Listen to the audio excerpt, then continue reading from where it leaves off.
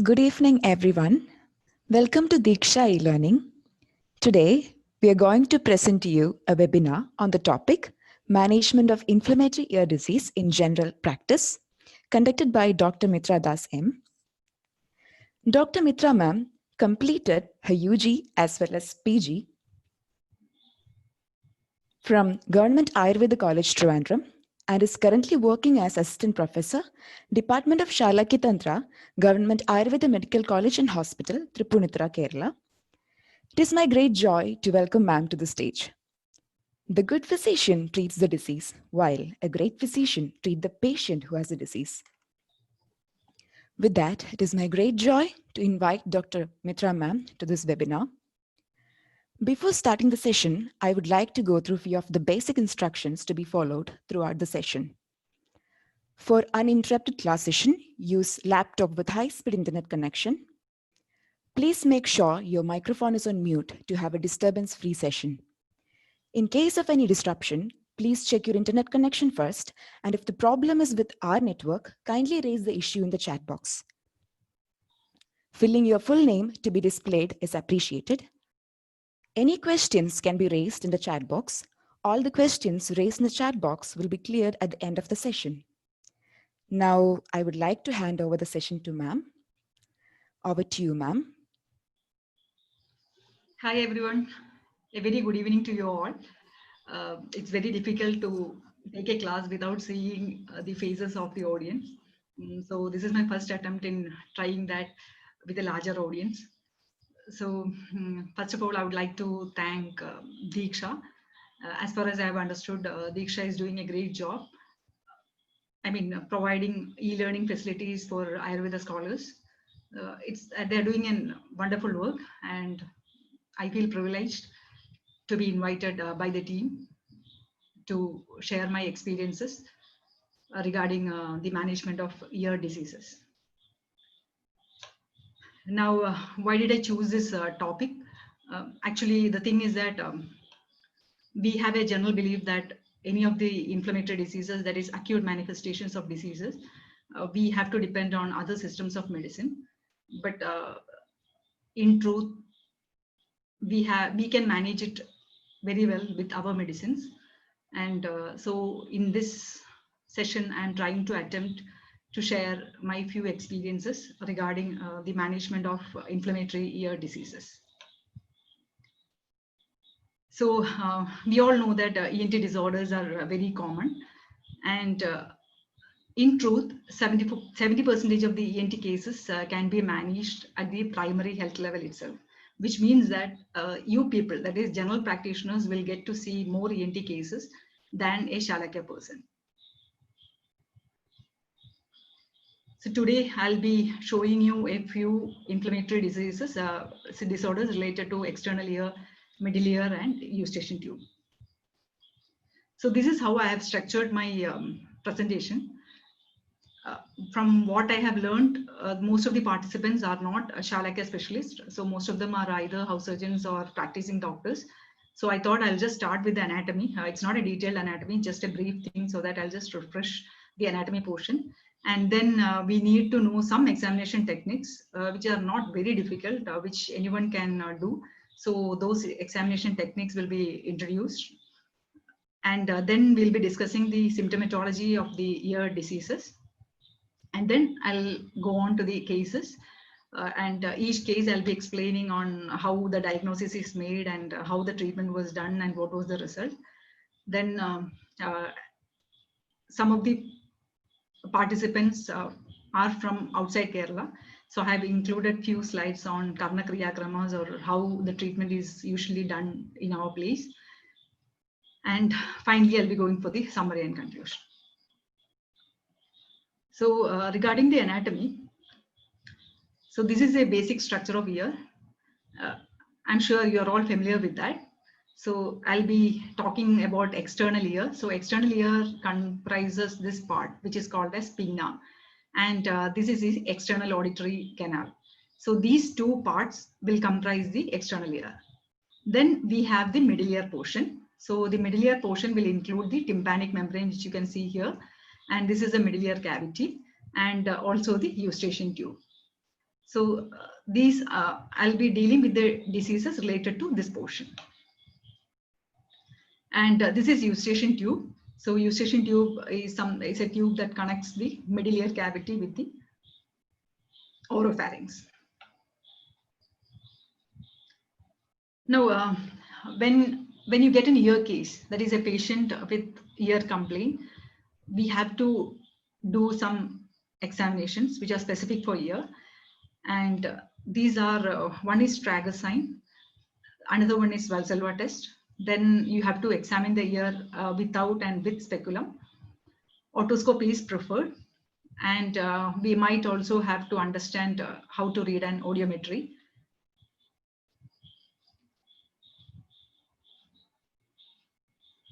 So this is our external ear, that is the pinna, and here you can see the tragus. So the tragus sign means you put pressure on tragus. So if it elicits pain, then we say that tragus sign is positive. So you can see the tragus here. So when the tragus is pressed, if the patient, if you can elicit pain, that means the tragus sign is positive. And that happens usually in case of external ear inflammation. That is anything related to pinna and external auditory canal. I already showed you the pinna and the external auditory canal. So some of the diseases where tragus sign is positive is external otitis and pharyngeal. Next, another important test is Valsalva test, where you build a positive pressure in the nasopharynx. That is, you ask the patient to pinch his nose and ask him to close his mouth, and then you ask him to blow out. So the air pressure will be felt in the ear. That is through the eustachian tube, the pressure will be felt in the middle ear. So that is the test. And then examination without speculum. So only pinna can be examined with a torchlight, and after that we have to examine, if you have to examine the external auditory canal, then we have to pull the pinna upwards and backwards to spread out the meatus. So this is how we do it. You pull it upwards and backwards so that you can see clearly. So this is how you examine an ear without a speculum. Now, why is a speculum needed? Speculum is needed because sometimes the hair, there will be a lot of hair inside the ear, and so you won't be able to visualize anything. So when you put the speculum, you'll be able to visualize better. And then, of course, there is the otoscope, which I would always recommend to be used. Here, you have to remember that otoscope is not very difficult to master. So any general practitioner can definitely buy an otoscope, practice it for a few days, and use it confidently. And you get pocket otoscopes from the range of 5,000 rupees. So if you plan to seriously practice ENT disorders, I would always suggest you to buy an otoscope. Now, what is the need for an otoscope? See, this is an acute suppurative otitis media. This is a normal tympanic membrane. So you can see the difference, the normal tympanic membrane and the inflamed tympanic membrane. So these changes we'll be able to appreciate only if you have an otoscope. Without an otoscope, it might be difficult to, I won't say it is not possible, but it might be difficult. Now, when you come to this case where these are air bubbles inside the middle ear cavity, which happens because of serous otitis media. So in this case, we need a otoscope to appreciate these changes in the tympanic membrane. And again, deep inside the ear canal, you might have some fungal infections like this, which is called as otomycosis. So to find that too, you might need an otoscope. Now, regarding audiogram. So audiogram is a graph that represents how a person responds to certain sounds. So if a patient comes to you with a hearing loss, you have to ask him to get an PTA done, that is pure tone audiometry, and you'll be getting, and he'll be bringing back a graph. So you should be aware about how to read that graph. So this is a typical graph. Here in the x-axis, you have the frequencies, and in the y-axis, you have the decibels. So the decibel starts from the upper part, that is from 0 to 140. And this 0 to 20 is considered as normal hearing. So any graph that comes above this line is considered as normal hearing, and anything that comes below this is supposed to be hearing loss. And coming to frequency, you have low pitch frequency here and you have high pitch frequency here. So we have in the audiometric reading, you have two parts. One is how much hearing loss has happened.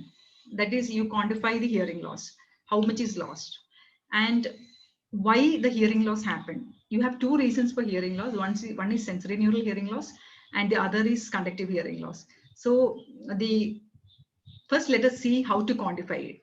So I already told you this 0 to 20 comes in normal hearing, and from 20 to 40, you consider that as mild hearing loss. So if you have a graph in this region, you say that the patient has got mild hearing loss.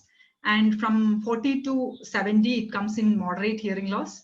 70 to 90 is severe hearing loss, and 90 above is considered to be a profound hearing loss. So I'll show you a few examples. So this is the 0 to 20 mark. And the graph has come here. So this is normal hearing. Now you can see that the graph has come between 20 and 40. So this is considered to be a mild hearing loss. Here it is between 40 and 70. So this is a moderate hearing loss. It has come up between 70 and 90. So this is a severe hearing loss. And here you can see that it has touched 120. So this becomes a profound hearing loss. So that is how you quantify the hearing loss. Next is what kind of hearing loss the patient is having, whether he is having a conductive hearing loss or a sensory neural hearing loss. So conductive hearing loss is usually happens when you have an issue with the conduction of the sound. So we all know that the sound is conducted from outside through the external auditory canal, through the tympanic membrane and ear ossicles.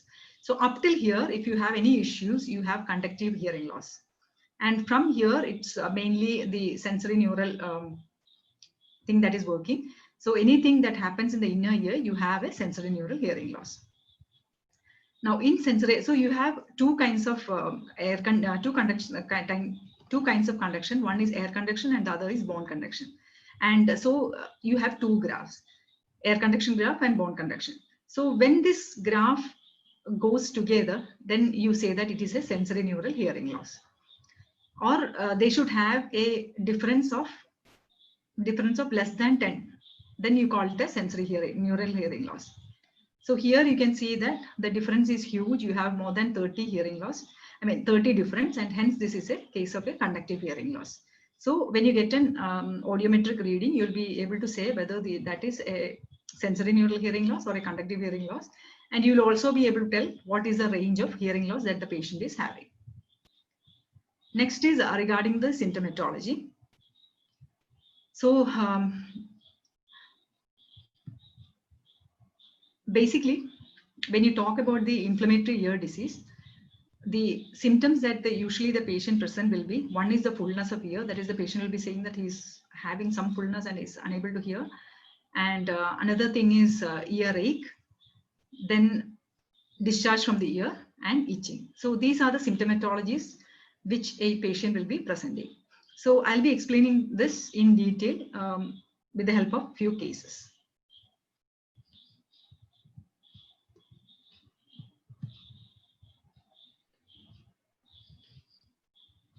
First case, there is a male patient who is aged 72 years. He had severe pain and redness in left pinna region with swelling of pinna since 1 day. See, you can compare the right ear and the left ear. So this is the right ear, this is normal, and you can see that the left ear, there is swelling. You can see the swelling here and here as well. So there is swelling, and also there is redness, and the patient also had severe pain. So this is a typical case of a perichondritis. So perichondritis is the infection of the connective tissue of the ear that covers cartilaginous auricle and pinna. Now, it might appear to be simple, but the thing is that a red flag that is associated with this disease is that if it is not treated properly, then it can lead to severe deformation of the pinna, which is called as cauliflower ear. So this is the perichondritis. You can see the redness. And what happens is that if the inflammation is prolonged, then the vascular supply will be affected and the cartilage will be deformed. So even after the treatment, the deformity will continue. When you look at the pathology, there is an infection either from a Pseudomonas species or through an external trauma or Agandu. And then the Nija Dosha Dushti happens, that is Rakta Dushti initially, which is followed by Vada Pitta Dushti. And it usually, the Stanasamsraya happens in the Rakta and Mamsadadu near the pinna, resulting in the manifestation of symptom. So our aim will always be Samprapti Vikatana. And here the karmas we need is Krimihara and Rakta Shamana initially, which will be followed by Vada Pitta Shamana. So the properties which we'll be looking for in the drugs will be Tikta, Ruksha, Vishada, Lagu Guna and Shida. So these are some of the medicines that you can use in this condition, that is Manjushtari Kashaya, Nimbadi Kashaya, Panjatiktagam, then Shonadamrudam, Vilwadi. Then Vilwadi, Krimignam, Gugule Panjavalam is basically aimed for Krimihara. And Rasasinduram acts as a catalytic agent where it improves the function of the whatever medicine that you are giving with it.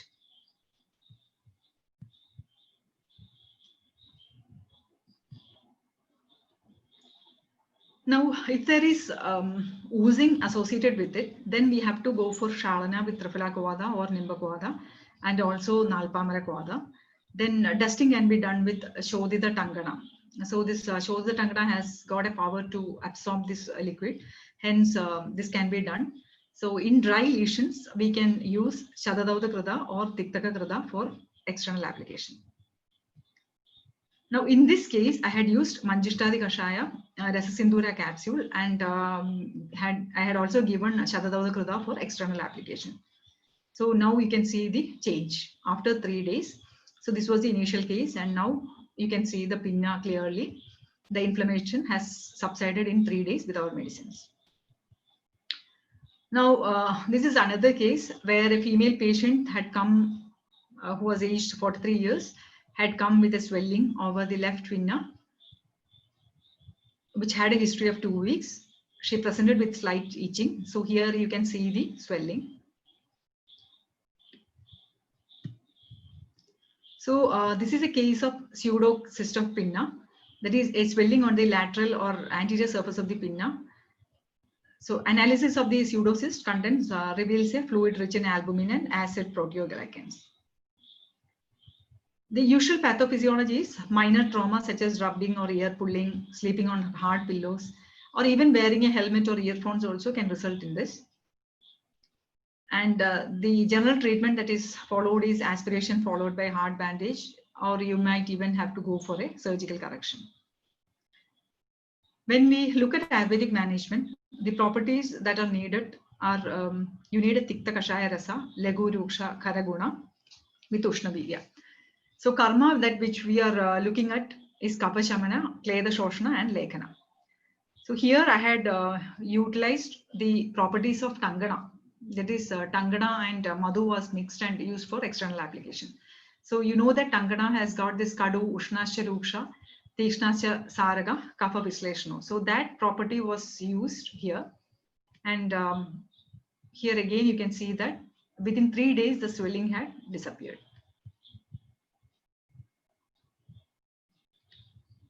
And next case, a 54-year-old patient who comes with severe pain, and his occupation is collecting muscles from the lake, which means that he does a lot of underwater experiments or underwater diving.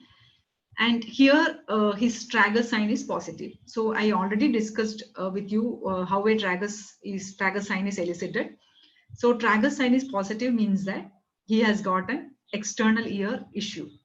External ear issue can be related to pinna or the external auditory canal. Here the pinna was relatively normal. So this has to be something related to the external auditory canal. There was also slight discharge from the ear. So here the history that he was a diver, and the fact that there is tragus sign is positive, and the fact that he has a discharge, you can zero in on the diagnosis as otitis externa. So otitis externa is an inflammation or infection of the external auditory canal. There will be redness and narrowing of the canal, and sometimes there will be eczema like shedding of the skin and discharge. So here you can see that this is external auditory canal, and here is the inflammation that is happening. And it can also lead to discharge from the ear. It is usually called as swimmer's ear because most of the patients who come are related to some form of underwater experience. So here, excuse me.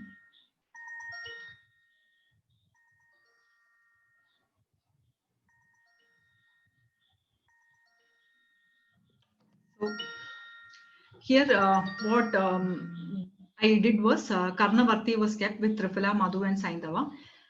The discharge was not very purulent, only slight discharge was there. So I didn't give any, the medicine that was given was Punamavadi Kashaya and along with the Karnavarti. So here you can see that this was a change that happened after the medication. So that is regarding the otitis externa. So we have already seen the first case being perichondritis, and then we saw a case of otitis externa. We also saw a case of pseudocyst. Now this case, 52-year-old male patient, he had come with severe pain in ear, and his Trager sign was positive. Again, Trager sign positive means that you are looking at an external ear problem. There is tenderness in the preauricular area. There is no discharge, no pinna swelling. But on examination, you can see a swelling here. So that is furuncle. Furuncle is a staphylococcal infection of the hair follicle. So small boil in the ear canal is usually referred to as furuncle. So you can see this furuncle here. So pathophysiology is that it is related to the inflammation of the hair follicle. It can be caused by an infection. It can be bacterial, viral, fungal, or parasitic. There can even be a non-infectious etiology as a result of follicular trauma. So it starts with an infection, Staphylococcus. Then Nijadoshti happens, leading to Sthana Samsraya under Romagupa, leading to manifestation of the symptoms. Again, almost similar to perichondritis, you have Krimihara and Rakta Shamana treatment initially, followed by Kapha-Pitta Shamana. So the drugs which you will be looking will be Tikta, Duksha, Vishada, Lagu, Guna, and Anushna Chida. We can go for Padola Kadarohnyadi, Nimbadi, then Vilvadi, Krimigna, Vadiga, etc. Avipati Churna, 5 grams bedtime for 3 days can be given. Now, if the furuncle is inside the external auditory canal, then we might have to apply a Varti with Triphala and honey. And if it is outside, then you can go for a Lepa with Triphala and honey.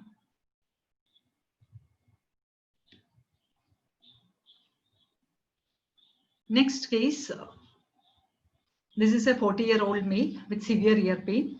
Again, his Trager sign is positive. There is no discharge, but on examination, you can see this. So this is impacted wax. Usually, the ear wax is a protective covering of the ear canal, and it consists of secretions from various glands, hairs, etc. And generally, the cilia inside the ear will be able to push it outside by its own property. But in some people, there will be excessive secretion of the glands, and the hairs will be unable to push it out, and hence it accumulates, and then finally you have something like this, which is called impacted wax. Now, impacted wax as such will not cause any pain, but when water enters or when it swells up, it may cause pressure on the external auditory canal skin, leading to pain. So here we have to advise Karnapurana and then go for wax removal. Now, Karnapurana can be done with, what I feel is that you can do it with any oil available. But if the patient has got pain, which means that there is some kind of inflammation associated inside the ear, then I would always advise to use Murivana. And you should also remember the fact that once you start Karnapurana, after 2 or 3 days, you have to definitely go for a wax removal. Or what will happen is that the oil plus the wax will lead to fungal infection. So, and the patient will start getting discharged. And you also have to remember to advise the patient not to use buds. So this is what happens when you use a bud. You can result in tympanic membrane rupture. Now the wax, if it is soft, then you can easily take it out with a Jobson horn prop or what you call as a wax hook. And if it is hard wax, then we have to go for Karnapurana and then use a wax hook to remove it. So this is another thing which you can easily try out if you are confident enough. So once you apply the oil, the wax will be soft, and this is the way you take it out. Only thing is that you have to remember that you shouldn't go too deep so as not to touch the tympanic membrane. Next case is a female patient aged 45 years with severe itching, pain, moderate discharge, and ear blockage. So here you can see that there is discharge as well as black spots. So these black spots are actually spores, fungal spores. And the condition is called as otomycosis. That is fungal infection of the external auditory canal. So this can happen in two ways. One is this white mass which will appear like a soft cotton ball, or a wet tissue paper. You feel that a wet tissue paper is there inside the ear. So that is Candida albicans. And this one is the black variety, which is called as Aspergillus niger. In either way, the treatment will always be the same. The first and the foremost priority has been should be given to clean the ear. That is, the fungal mass has to be cleared completely. The debris has to be cleared completely. So here the problem is that if you don't have an otoscope, you won't be able to appreciate if even a slight fungal mass is remaining. So if the fungal mass remains inside the ear, then it can lead to further spread. If there is inflammation, we can always apply Karnavarti with Triphylla racecaria or Sindhuvara racecaria. And syringing with Karanja, Bija, and Hydra Kashaya. Usually we use that as an antifungal agent. Then internal medicine, Nimbadi Kashaya and Gandhaka Rasayana can be given. So if there is no inflammation, if there is no inflammatory signs, we can always go for Gugulu Dubana. So if there is inflammation, if you do Dubana, then probably there will be an increase of Pitta. Hence, we don't advise Gugulu Dubana in inflammatory conditions.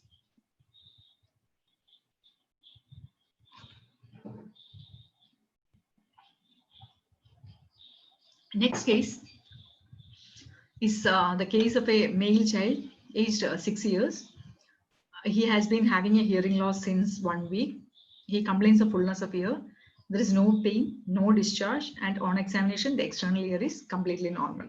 So far we have been seeing the inflammatory conditions that were related to the pinna and the external auditory canal. So regarding pinna, we saw two cases. One is the perichondritis and the other one is the pseudocyst. Then regarding the external auditory canal, we have seen cases related to otitis externa, impacted wax, otomycosis. So now in this case, the male child has got an perfectly normal external auditory canal, but he has got hearing loss. So he was advised to take a pure tone audiometry, and this is the result. I hope you can understand that. So this is the level of normal hearing, 20. So he has got a hearing loss in higher frequency. The lower frequency is okay, but higher frequency there is a mild hearing loss.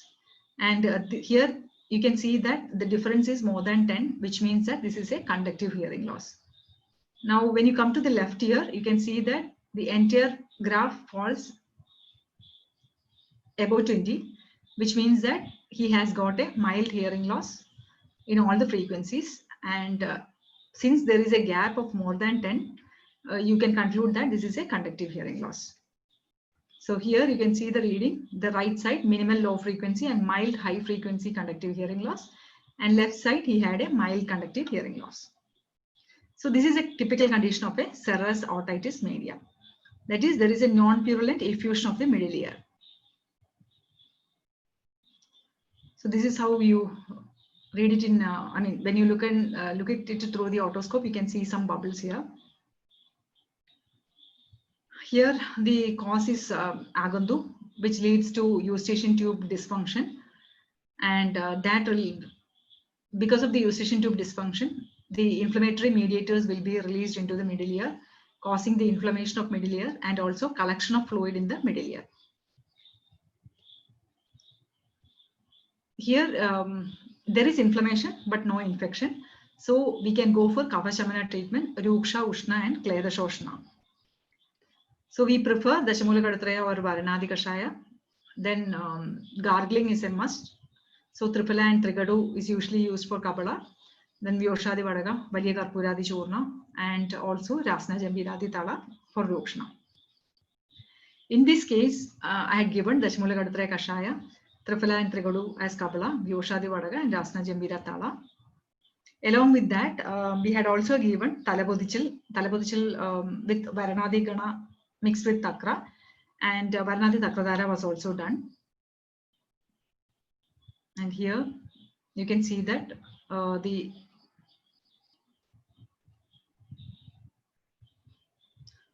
here you can see that here 20 is the normal, and you can see that both his graph has come within the normal limit.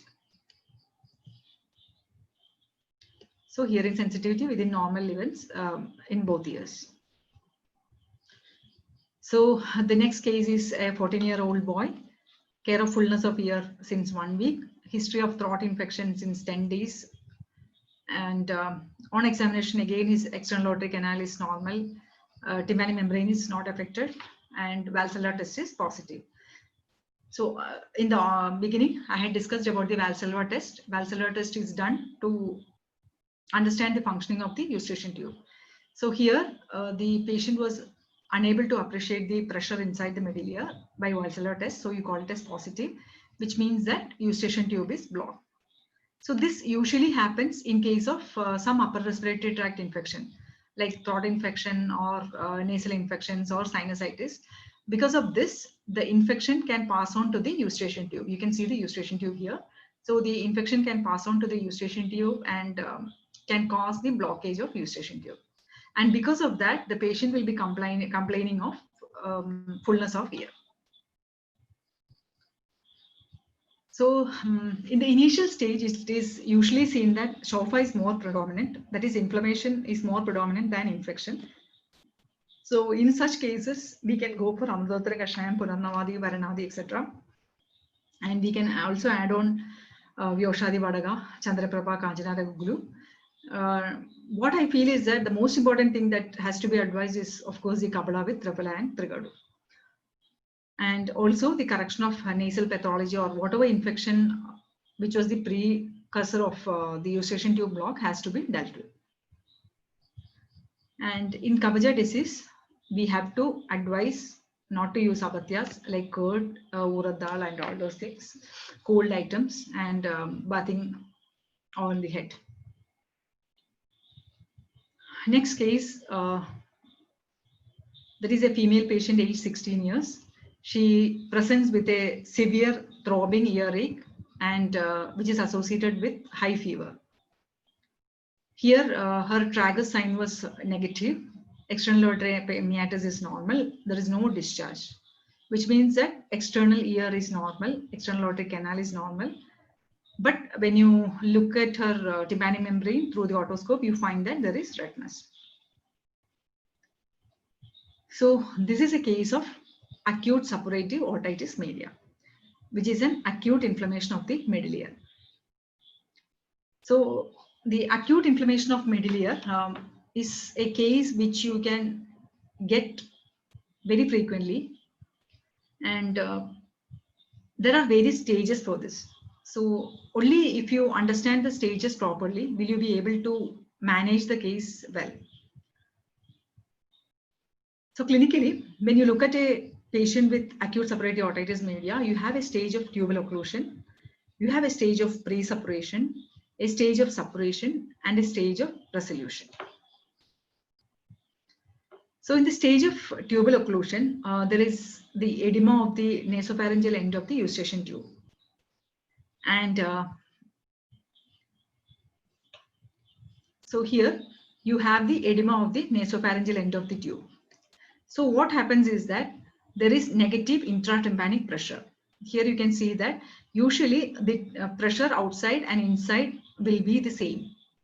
But because of the eustachian tube block, here you have a negative pressure or less pressure. And because of that, the patient starts to get marked earache, which disturbs his sleep. Tympanic membrane might be, there will be mild deafness and earache, and patient might complain of slight conductive deafness. Now, if the tubal occlusion prolongs, the pyogenic organisms can infect the tympanic cavity.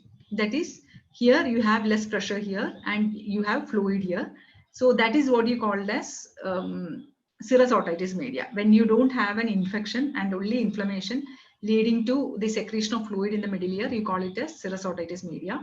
And when the infection that was happening in the oral cavity, if it passes on, then you have infection as well here. And at that time, the prolonged tubal occlusion and the pyogenic organisms will lead to infection. Then the patient will have marked earache, which disturbs his sleep. There will be deafness and high degrees of fever. The tympanic membrane will be congested. So when you look at the tympanic membrane, you can see the congestion. So if the external auditory canal is clear, then you can see it even with a torchlight.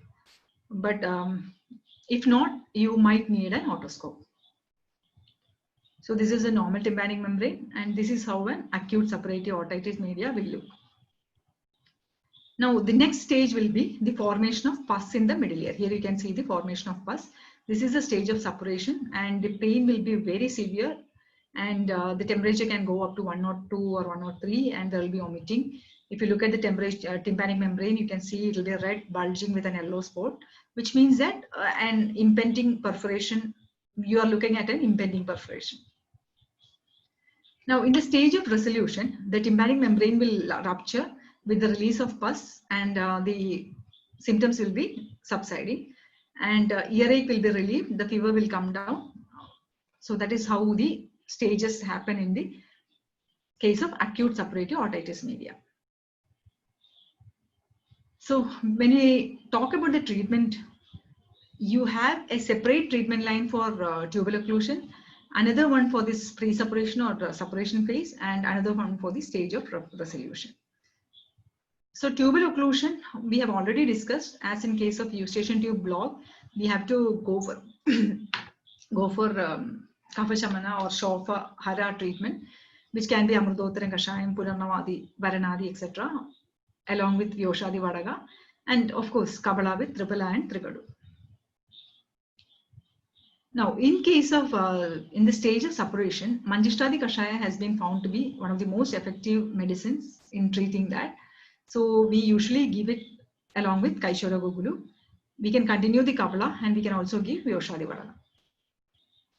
And within 2 days, the pain can come down in pre-suppuration stage. That is, infection can be completely controlled after 2 days of medication. So our medicines are as effective as antibiotics in treating acute suppurative otitis media.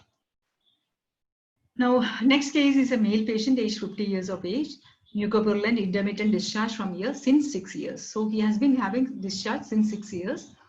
So on examination, the discharge is yellowish in nature. There is a large central perforation, and the middle ear mucosa is inflamed. So this is how it will appear. You can see the pus, and you can see a large central perforation. So this is a case of chronic suppurative otitis media. So earlier we saw an acute case of suppurative otitis media, and now we are looking at a chronic case of suppurative otitis media. So this is a chronic inflammation. There is a recurrent otorrhea through a tympanic perforation with conductive hearing loss of various severity. Here one second.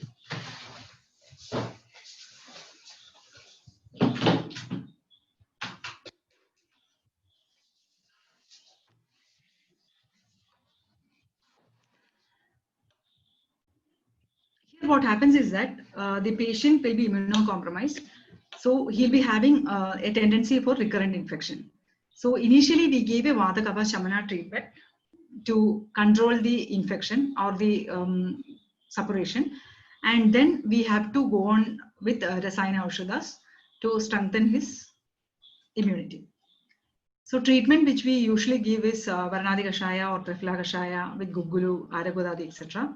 Then we can go for a Kaishara Gugulu, daily mopping, then Kabbalar Gandisha with Trifla Kwada, etc. And in this case, the Pitta involvement will be less. So we can definitely advise Karna Dovana with Gugulu, Manashila, Bidanga, Haridra, etc. Here, the discharge has to be cleared completely before going for Karna Dovana, or else the medication won't be effective.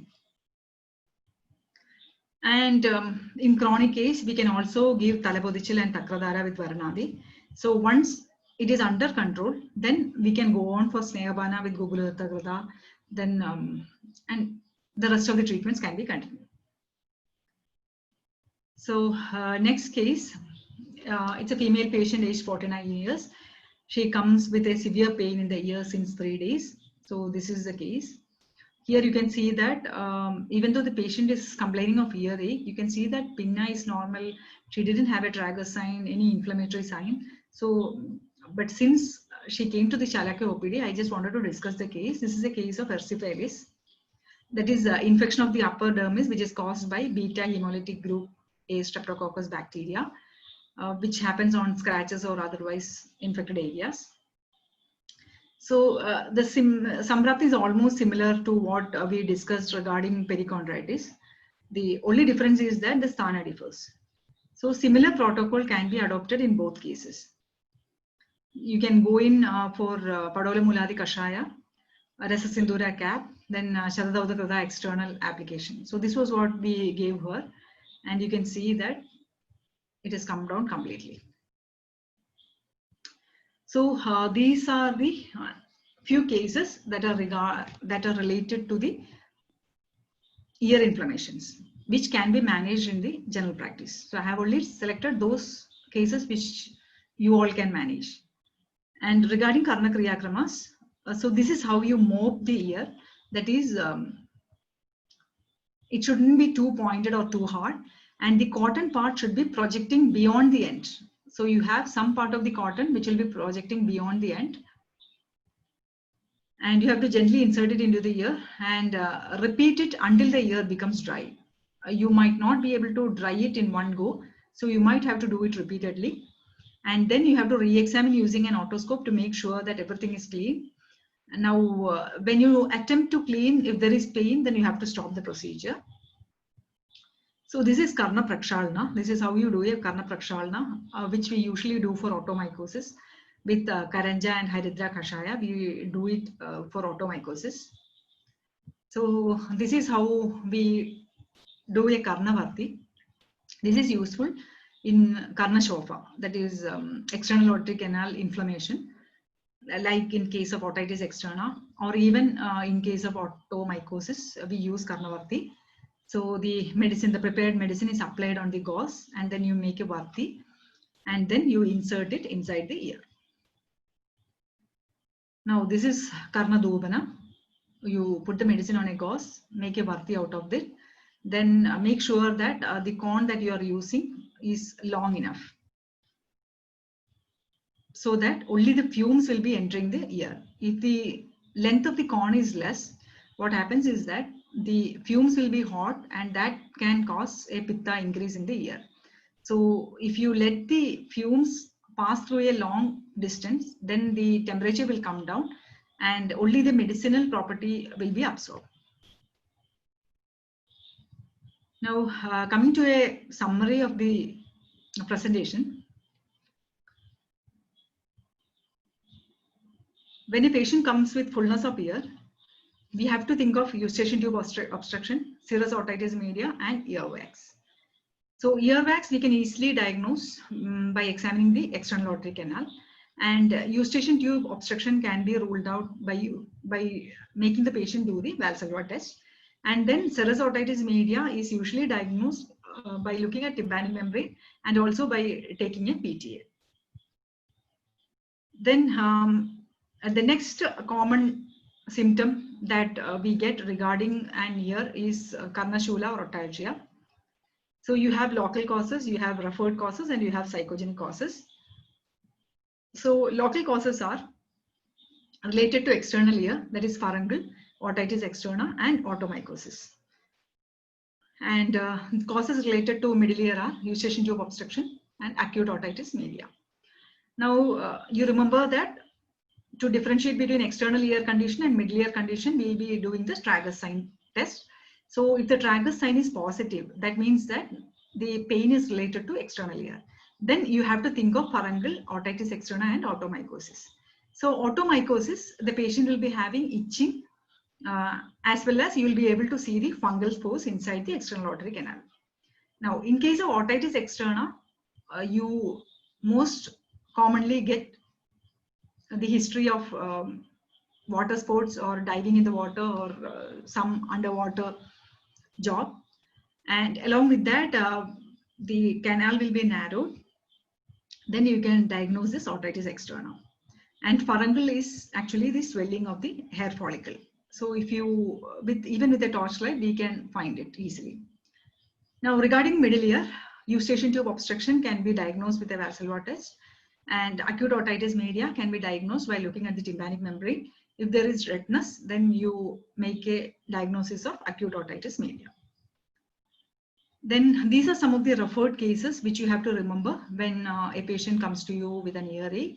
You have to rule out impacted molars, dental infection, caries, TMJ dysfunction, tumors of oral cavity, and also related to oropharynx, acute tonsillitis, then malignancies of larynx and esophagus, and even cervical spondylitis can also result in earache. Now, discharge from the ear can be caused by otitis externa, otomycosis, ASOM, and CSOM. So in these both cases, we have a Tragus sign positive. In otomycosis, you have itching as well as the fungal spores. And in otitis externa, the canal will be narrow and there will be discharge. Regarding ASOM, the tympanic membrane will be inflamed. In CSOM, you have a larger perforation, you have a longer history, and you have a purulent discharge. So this is how you diagnose the case related to karma. And itching again can be caused by allergy and otomycosis. So otomycosis is easy to diagnose. Now coming to a conclusion. So 75% of the ear diseases are manageable at the primary health level. That is 75% of the ear disease that any Shalakya person is dealing with can be managed easily by the general physician as well. So medicines need to be prescribed on the basis of dosha predominance, and you have to take frequent reviews, and there is no need for long-term medication. In the inflammatory conditions, we can use medicines for a very short period and get good result. So that is all regarding the management of ear inflammation in general practice. So thank you for giving me a patient hearing.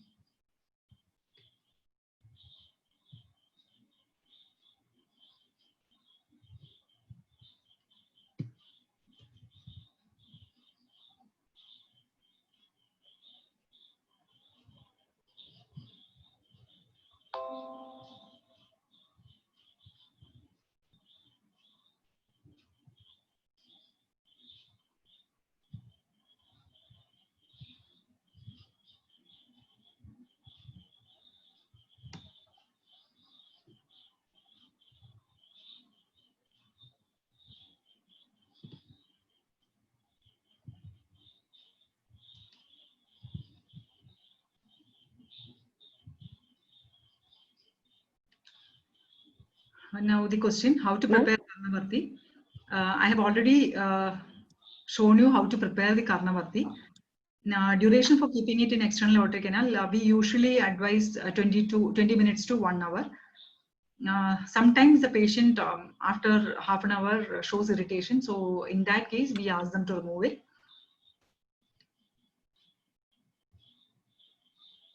Line of treatment in Karnanada. So regarding tinnitus, here I had dealt with only the inflammatory part of ear disease. So that's why I didn't include Karnanada. Karnanada, we go in for a Vada Shamana or Brahmana type of treatment. And as far as the age is concerned, for younger people, like in the age group of 30 to 40, we have got excellent results. So, we usually give Snehavana with Bhadradarvadi Krida or Rasna Dashmula Krida. So that Brahmana kind of drugs, the Krida that acts, and then you have Brahmana Nasya. Again, Rasna Dashmula is given as Nasya as well. And then we give Shiro Dara or Shiro Vasti. And the patient is asked to continue the Brahmana Nasya as Pradhimarsha Nasya after going home too. So, and we have got good results in Karnanada in younger patients. But in older case, what happens is that once the age creeps in or the senility comes in, it becomes more difficult to manage the Karnanada. The sound does reduce, but a complete cure cannot be given. I mean, in my experience.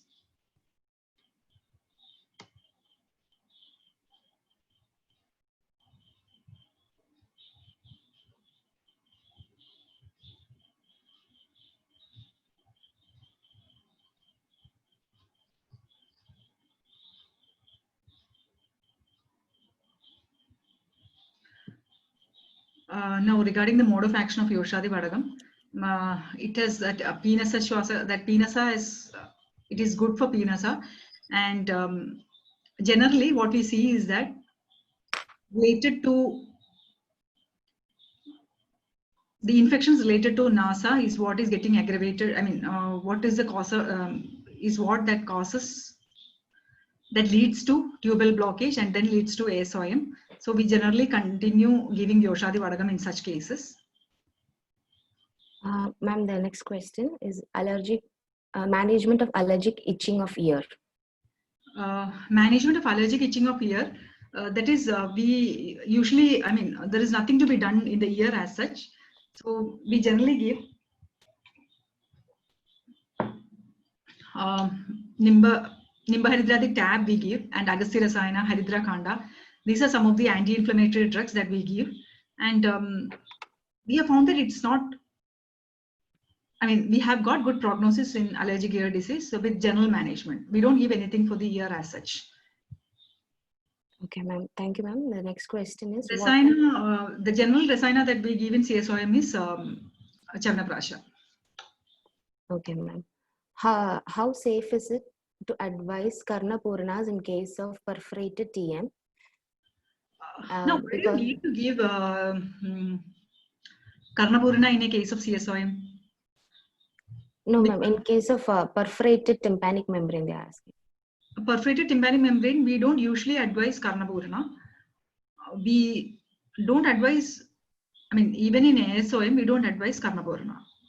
Karnapurana is usually, I mean, when you take any Snigdha preparation, that cannot be advised when you have an inflammatory condition. So in ASOM, CSOM and all, we don't advise Karnapurana. But we do advise Karnapurana in cases like sensory neural hearing loss, tinnitus, etc. Thank you so much, ma'am. Next question is what treatment can be done where there is pain in ear and eustachian tube connecting nasopharynx area during continuous talking and feeling giddiness? Do you want me to repeat the question, ma'am? Yeah, I would like to. Yeah.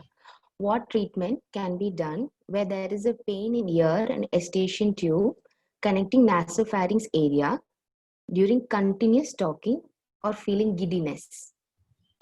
I don't get the point of getting giddiness. That giddiness and this eustachian thing is not related.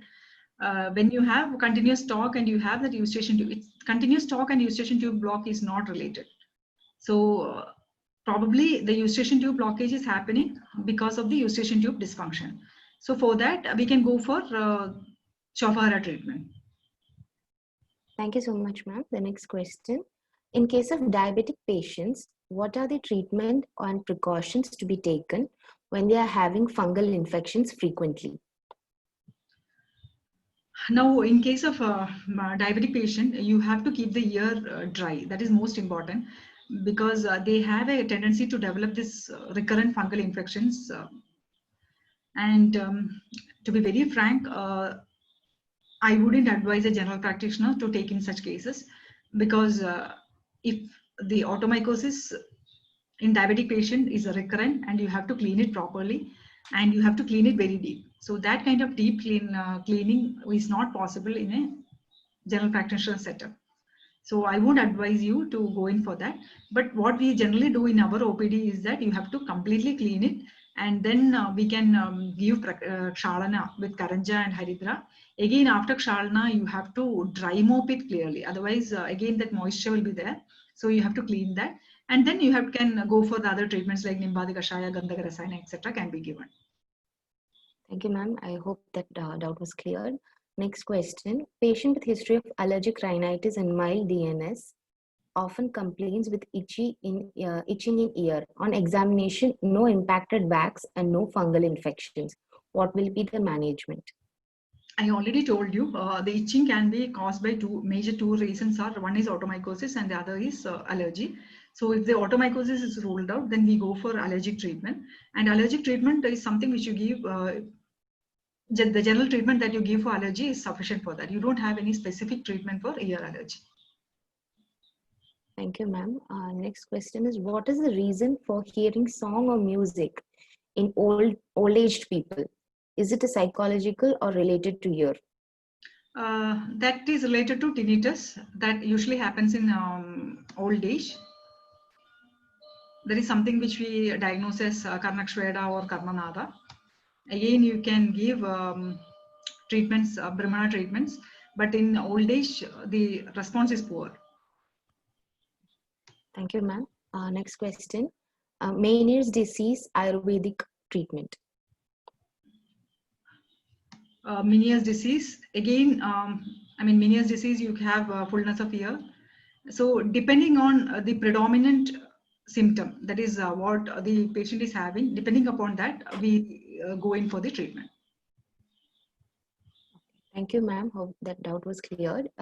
Is Karnadupana is effective in allergic itching? No, Karnadupana is not effective. I haven't found it as effective in allergic itching. Karnadupana is more effective in, as an anti-inflammatory or even anti-infective. In such cases, that is when there is an infection, Karnadupana is found to be effective. In allergic case, I prefer to give general treatment. Thank you, ma'am.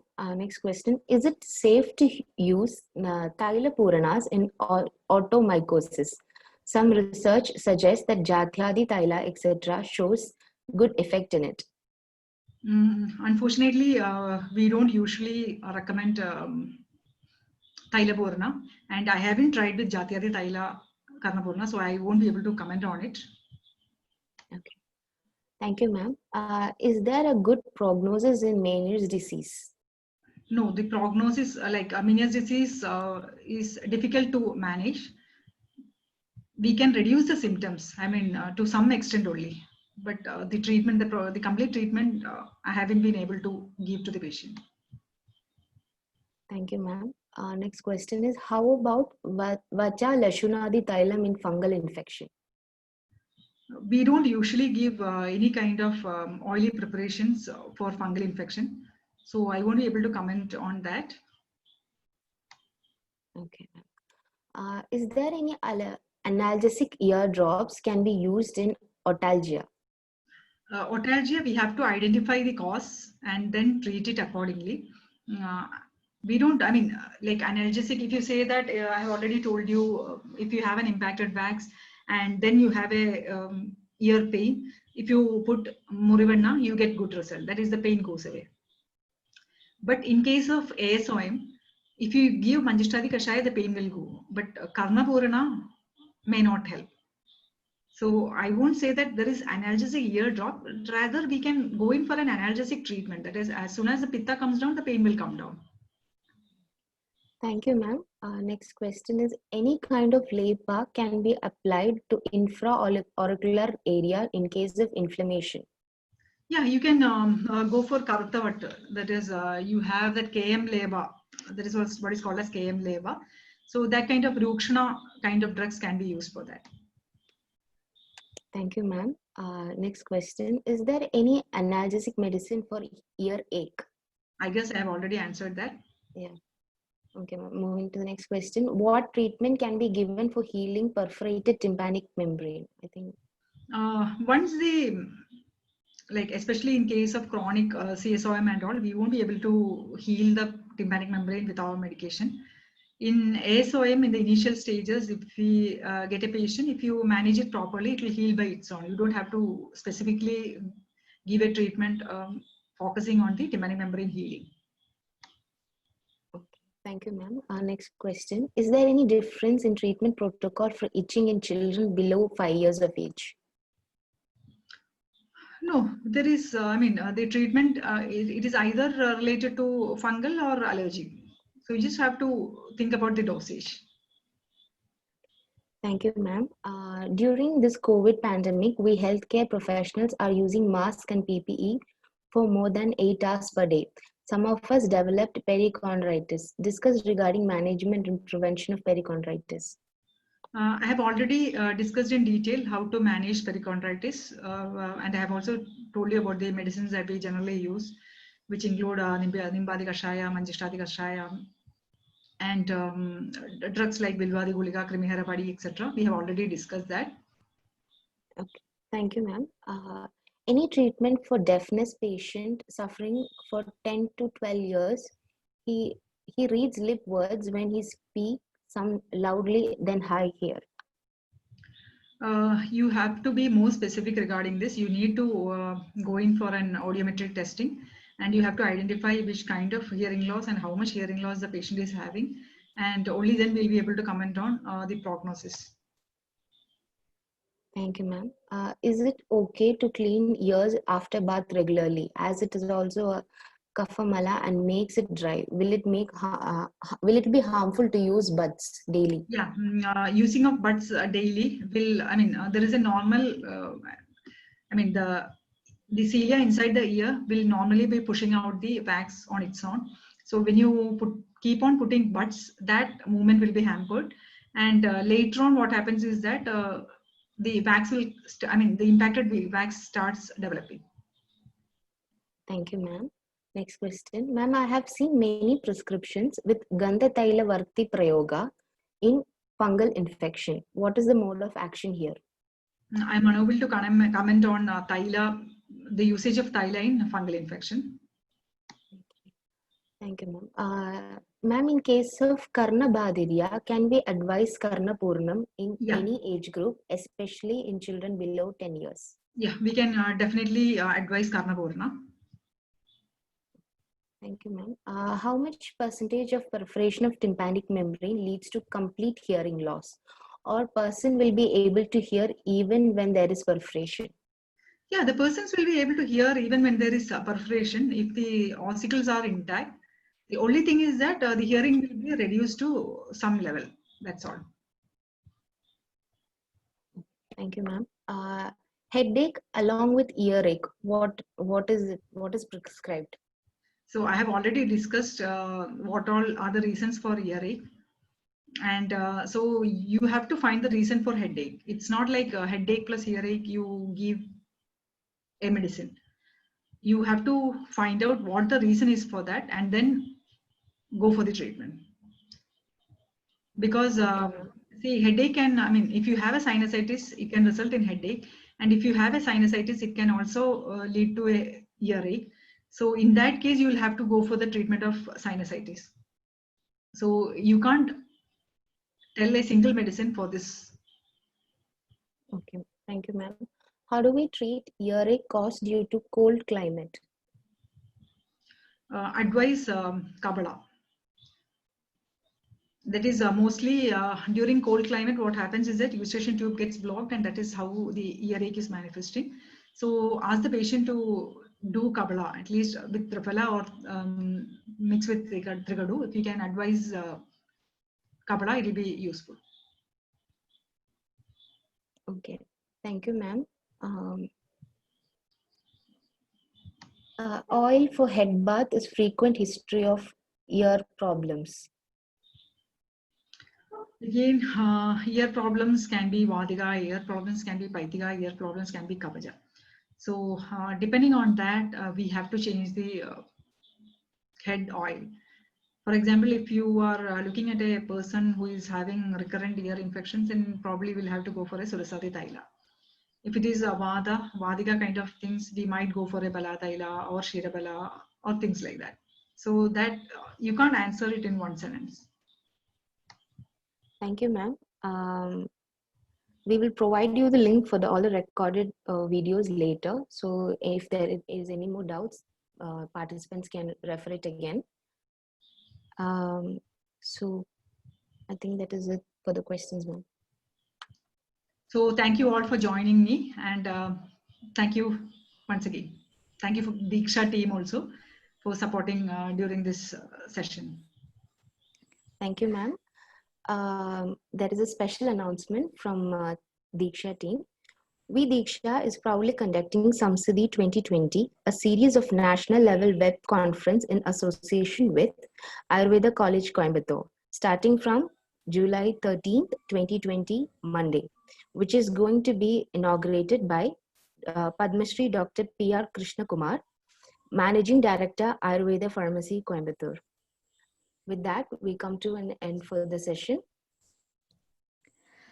Thank you, ma'am, for sharing your knowledge with us. It was a great honor listening to you. Quoting Arthur Ashe, start where you are, use what you have, and do what you can. Every ending is followed by a new beginning. Be connected with all our Diksha e-learning social media platforms as we are planning for much more webinar, workshops, and certified courses, etc. to keep the community of Ayurvedic professionals bigger, better, and connected. Thank you all the participants for joining us today. We are really looking forward to seeing you all in the upcoming programs. Thank you, Dr. Mitra, ma'am, for sharing your valuable time with us and enlightening us with your knowledge. Once again, thank you all. Wishing you all a great evening ahead. And once again, thank you. Good night.